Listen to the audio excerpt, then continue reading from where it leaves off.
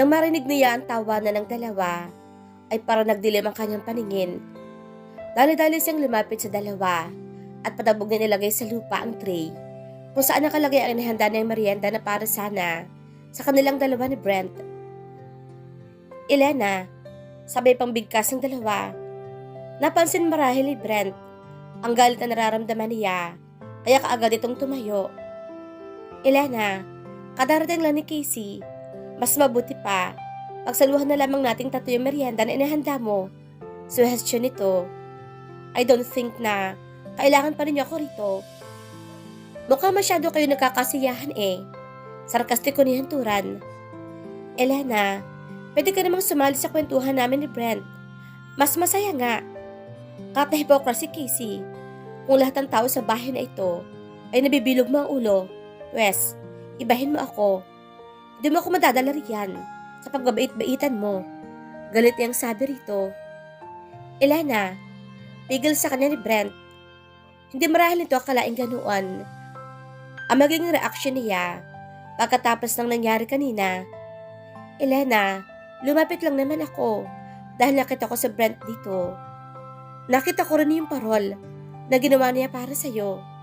Siya rin kasi ang tumulong sa paggawa ng parol ng project ko noong 4th year ako. Mahinang paliwanag ng kanyang kapatid, lalo pang nakapagpatagdag ng sakit na kanyang nadarama. So, hindi pala ako ang unang ginawa ng parol ni Brent. Again, nauna na naman si Casey. Napaka-childish, pero talagang ikinasama ko yun ng loob. Wala akong pakialam, kahit na magkampihan pa kayong dalawa. Kainin niyo na lamang dalawa ang merienda na ginawa ko. Total, para sa inyong dalawa naman talaga iyan. Sabi niya sabay talikod at pasok sa loob ng kanilang bahay. Bakit ba napakalupit naman ng tadhana? Why did it allow her to hope, then kill that hope at the same time? Malungkot na sinundan na lamang ng tingin ni Brent ang papalayong si Elena. Nangihinayang na muli siyang napaupo sa tabi ni Casey. Sorry, pagkuway sabi nito. Nginitaan niya ito. Wala kang kasalanan, Casey. Mahirap lang talagang unawain ang ugali ni Elena. Pero sabi mo nga sa akin kanina, ay nakipag-usap pa siya sa'yo. Nginitian ka pa nga niya. Tapos, dahil sa akin, ay naiba na ang kanyang mood. Pati sa'yo ay nagalit siya. Malungkot niyang turan. Huwag mo nang isipin iyon, Casey. Hindi ko naman talaga sigurado kung gusto na makapagkaibigan sa akin. At kung sakaling gusto man niya, pero hindi ka naman niya tatanggapin. Mas mabuti pa siguro, huwag na lang. Hindi tamang nasusunod palagi ang kanyang gusto. Kahit siya mismo sa sarili, ay alam niyang mali ang gusto niya. Pero Brent, kalimutan na natin iyon, Casey. Isipin na lang natin na nabiktima na naman tayo ng pabago-bagong mood ni Elena. Hindi na ito umimik at kinain na lamang nila ang merienda na inihanda ni Elena. Tiniis na lamang ni Elena na tuluyang huwag pansinin si Brent kahit pamahigpit yung tinututulan ng kanyang puso. It was Christmas Eve. Lahat ay masaya. Kahit ang atmosphere sa kanilang tahanan ay kakaiba. Pero kabaligtaran niyon ang kanyang nararamdaman. Mabigat ang kanyang loob, lalo pa, kani-kanina lang. Ay nasaksihan niya ng ibigay ni Brent ang regalo nito kay Casey. Pasalamat na lamang siya at hindi siya nakita ng dalawa. Dumiretso siya sa dirty kitchen upang uminom ng tubig. Nabutan niya nagluluto si Naigwada, ang ina ni Brent. Maligayang Pasko, Elena. Nakangiti nitong bati sa kanya.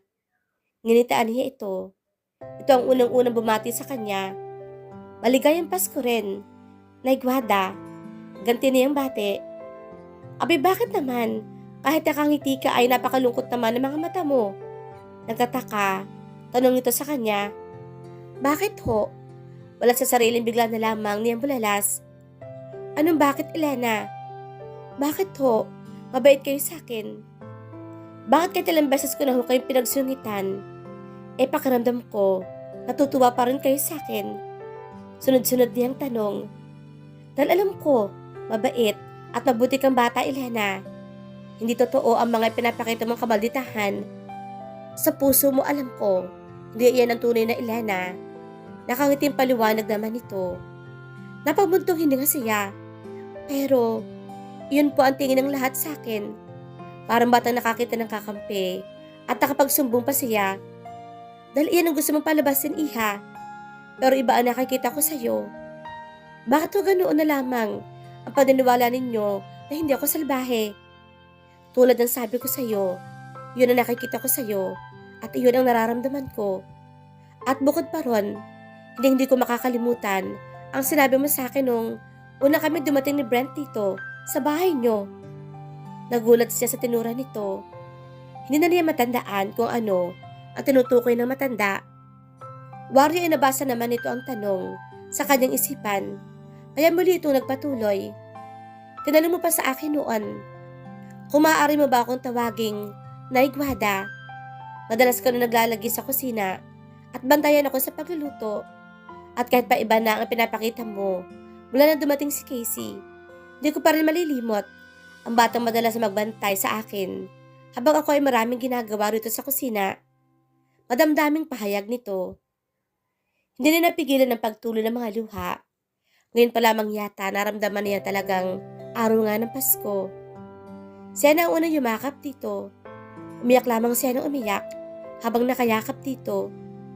Bumalik sa isip niya ang mga araw na sinabi nito. Madalas siya maglagi sa kusina noon dahil palagi namang wala ang kanyang mami at daddy. Pareho kasi may kanya-kanyang negosyo ang mga magulang. Nalaala pa niyang lalo siyang nagalit kay Casey noon na binawasan ng kanyang daddy ang oras nito sa negosyo para mailabas silang pamilya. Granted na kasama nga siyang palagi sa kanilang pamamasyal. Pero hindi naman din gagawin ng kanyang daddy kung hindi dumating si Casey.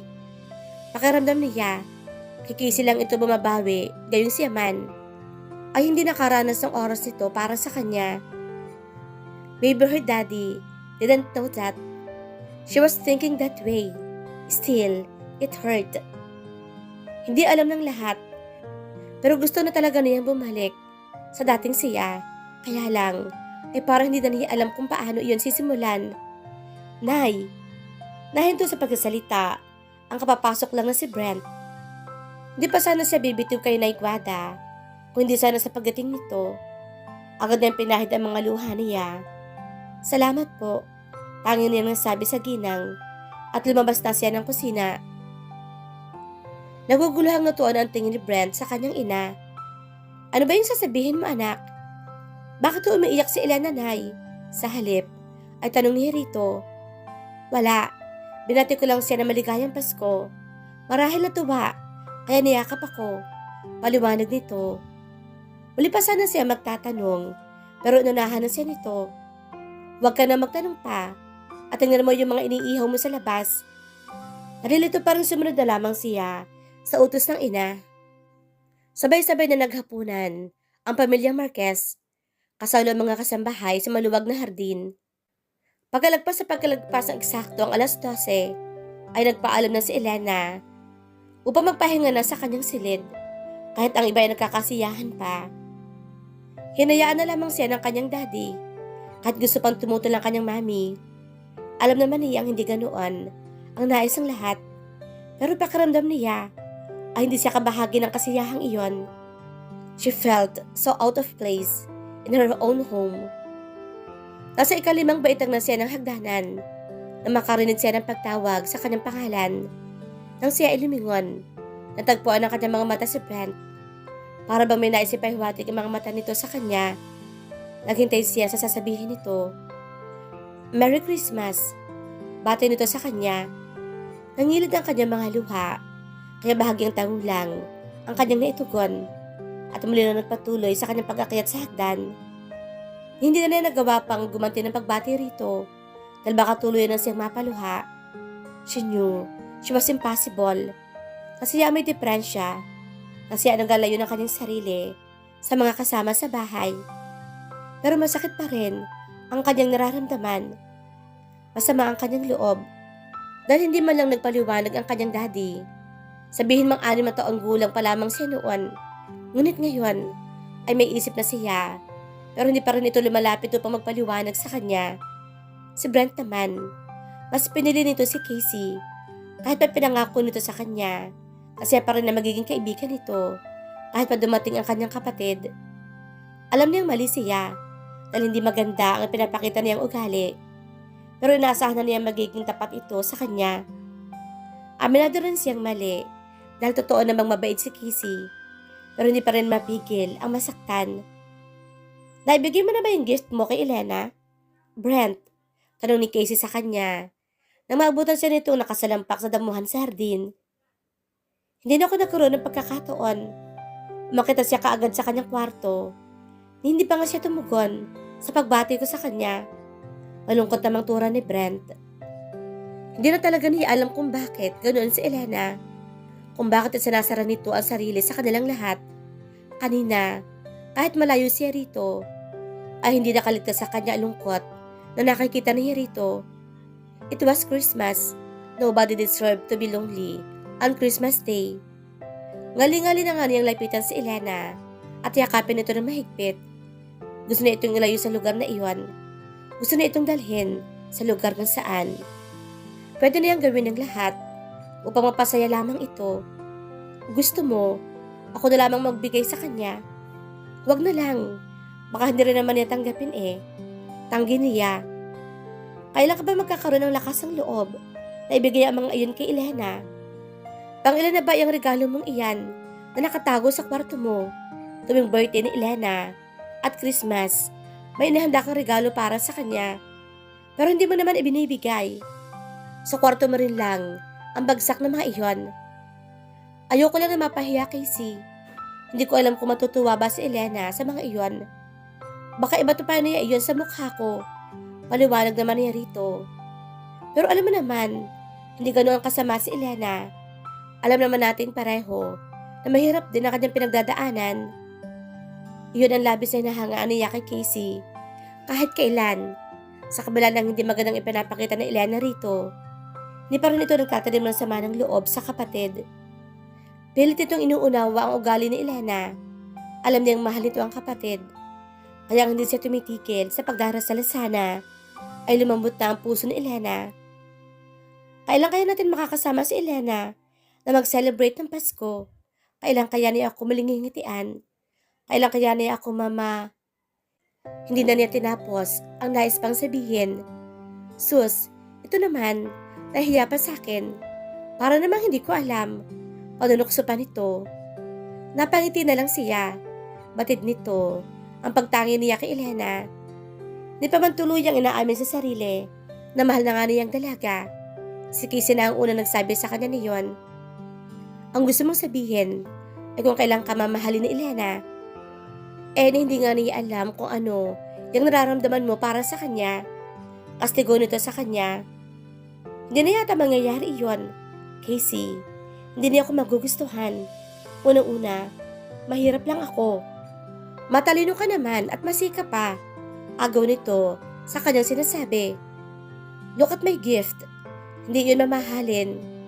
Pero saksi ako kung paano mo pinag-iisipan ang bawat bagay na re-regalo mo sa kanya. Yung iba nga, ikaw pa mismo ang gumawa. Uling agaw nito sa sinasabi niya. Teka, mukhang nakakahalata na yata ako eh. Mukhang inuuto mo na ako ng lagay na iyan. Natatawa na yung sabi. Alam mo namang ako ang number 1 backer mo pagdating kay Elena. Yun nga lang, hindi ako ganun kalakas dahil galit siya sa akin. But still, backer mo pa rin ako. Buong pagyayabang nitong sabi. Promise, pabakla niyang sabi rito. Humagalpak ito ng tawa kasi nabayan na rin niya. Basta, ikaw lamang ang tayong gusto kong makakatuluyan ni Elena. Hindi lang niya alam kung gaano siya kaswerte. Ikaw ang magiging bayaw ko pagdating ng araw. Okay ba bayaw? Ikaw talaga. Tatawa-tawa. Inakbayan niya ito. Sana nga ay magdilang anghel si Casey. Sana ay mahalin din siya ni Elena. Kung hindi man ngayon, sana ay dumating ang araw na iyon. Kanina pa pinagbabasta ni Elena ang masayang pag-uusap din na Brent at Casey. Kitang-kita niya iyon. Wala sa bintana ng kanyang silid.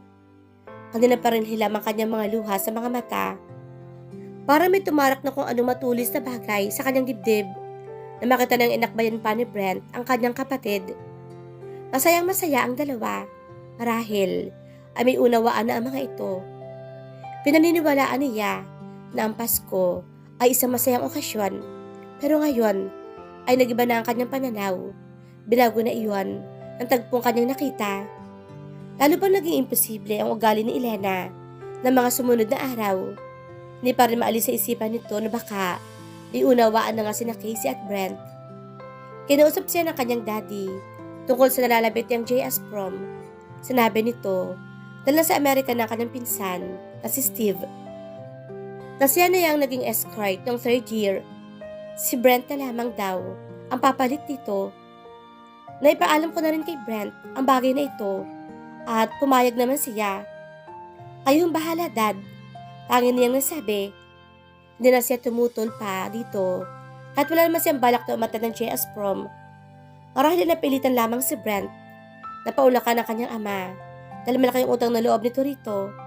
Baka nga, kailangan pa nito magpaalam kay Casey para sabihin hindi nito kagustuhan ng mga escort niya na pumayag lamang ito dahil sa pakiusap ng kanyang ama.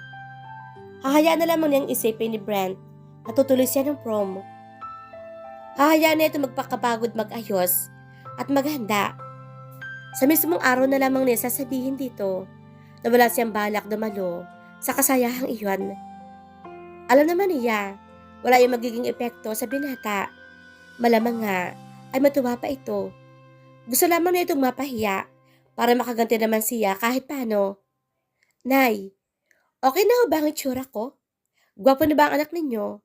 Nagbibiro, pero puno ng tensyon. Tanong ni Brent dito. Abay, syempre naman anak. Wala na mas gagandang lalaki pa sa anak ko. Buong papuring wika naman ito sa kanya. Pero, sigurado ba kayo? Bagay sa akin itong tuxedo. Aba, Naigwada, sino ho ba yung gwapong lalaki na kausap ninyo? At saan ho ba yung best friend ko? Bunga ni Casey, na makapasok sa silid nila mag-ina. Tigilan mo nga ako, Casey. Nakita mo namang halos, hindi na nga ako makahinga kagabi pa. Dahil sa sobrang nervyos eh. Asus, kagabi ka lang ba na nervyos? Wala nang sabihin sa'yo ng daddy na ikaw ang magiging escort ni Elena sa prom. Halos hindi ka na makatulog at makakain. Patuloy pang tudyo nito sa kanya. Sasabihin mo ba sa akin kung okay na itong suot ko o patuloy mo lamang akong pananervyusin? Ano ba naman kasi ang problema? Gwapong-gwapo ka na nga sa suot mo. Tiyak na ganun din ang iisipin ni Elena kapag nakita ka niya mamaya. Sigurado ka ba? Hay nako, Casey. Ikaw na nga ang bahalang kumausap dyan sa anak ko. Lalabas na muna ako. Natatawang sabi ng kanyang ina. Hay nako, kung alam lang ni Elena na kayang-kaya ka niyang pasayhin, sa simple lang niyang ngiti. Kung alam lamang niya, tarantang-taranta ka na nga sa mga sandaling ito. Nangingiti pang sabi ni Casey. Hindi na ba ako magbumukhang alangan sa mga kaklasen Elena? Alam mo naman dyan sa school ninyo, lahat ay galing sa mayayamang pamilya. Marami kang matatalbukan doon. Just be yourself, okay? At huwag mo nang sayangin pa ang pagkakataong ito. Sabihin mo na kay Elena yang matagal mo nang kinikimkim na pagmamahal sa puso mo. This is your best chance, bayaw. Bakuran mo ang kapatid ko. Huwag mong hayaan na maisayaw pa siya ng iba. Come on, go, go, go. Baka naman, gusto mo pa paghintayin ng kapatid ko. Kinakabahan ako, Casey. Aniya, bago pa siya muli makapagsalita, ay itinulak ng siya nito palabas. Nasa teresa na siya. Nang lumabas si Elena, laking gulat nila ni Casey nang makita na nakadamit pang bahay pa ito. Elena, bakit hindi ka pa nakaayos? Di ba't ngayon ang prom mo? Maang natanong ni Casey. Sino ba may sabi sa inyo? Nakaattend ako ng prom. I'm not going. Mahinahon nitong saad. What do you mean? You're not going? Kinausap ni Daddy si Brent para maging escort mo. At ngayon ang araw ng prom mo na wala na ba akong karapatan magbago ng isipan? Eh sa tinatamad nga ako eh. And you didn't tell Brent. Basta ka na lamang nagdesisyon. Nagpapakapagod pa nga itong tao na mag-ayos. Yun pala, wala ka naman palang balak dumalo. Halatang galit ang sabi ni Casey. Sa palagay mo ba, dadalo ako na si Brent, ang kasama ko? Ano na lamang sasabihin mga friends ko na anak ng katulong ay sasama ko sa prom? Gano'n na ba ako kadesperado? Na pati ang paaral ni Daddy, ay papatusin ko para maging escort sa prom. Kung ikaw nagtsatsaga sa kanya, ibahin mo ako. But what can I do? Saan nga ba papato ng isang sampid? Hindi ba? Sa isa ring sampid.